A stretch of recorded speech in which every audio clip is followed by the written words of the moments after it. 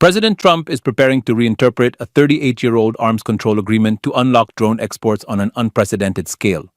Under the missile technology control regime, drones capable of long range and carrying heavy payloads, such as the MQ-9 Reaper, have long been classified alongside cruise missiles. That makes their export subject to a strict presumption of denial. Now, by redesignating these drones as aircraft, similar to the F-16, the United States would sidestep those restrictions entirely.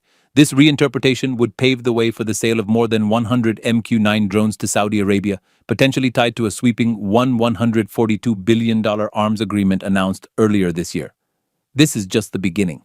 The revised policy would also open doors to sales across Europe, the Pacific, and Eastern Europe, where nations have struggled to secure access to America's most advanced unmanned aerial systems.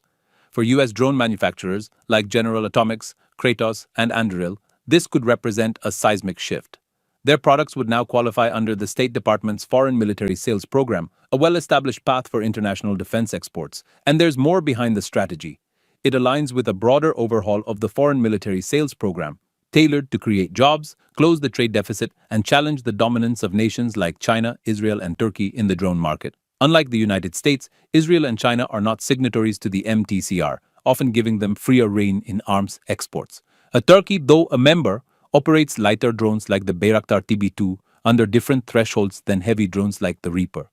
Still, critics warn the move could undercut arms control frameworks and fuel instability in volatile parts of the world. Human rights groups point to Saudi Arabia's campaign in Yemen, where U.S. weapons have been used in operations that caused civilian casualties.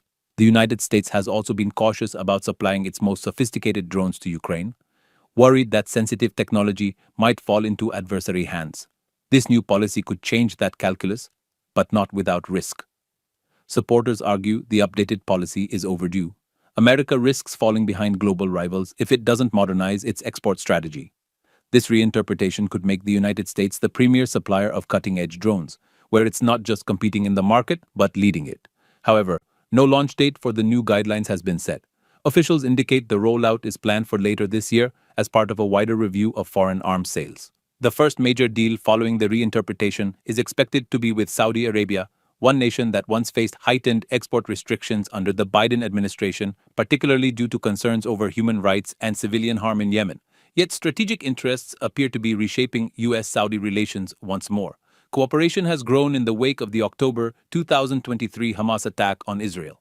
In short, the reinterpretation of the MTCR may well launch a new era in drone diplomacy, balancing economic gains, national security, and geopolitical tensions.